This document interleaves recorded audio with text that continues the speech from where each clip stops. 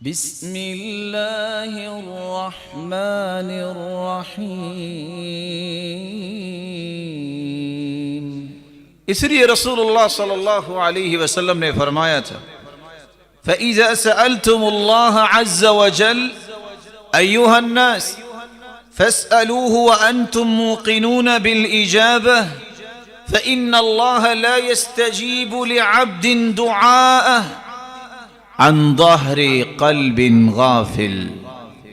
اللہ سے جب بھی مانگو یقین کر کے مانگو کہ وہ پورا کرے گا۔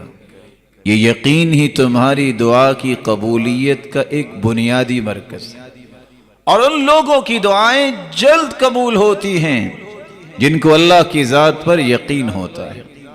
فَإِنَّ اللَّهَ لَا يَسْتَجِيبُ لِعَبْدٍ، ایسے انسان کی دعا کو اللہ قبول نہیں کرتے جو دعا تو کرتا ہے لیکن دعا کرنے میں غفلت برتتا ہے اور پرواہ نہیں کرتا، ہاتھ اٹھے ہیں اور دائیں بائیں دیکھ رہا ہے۔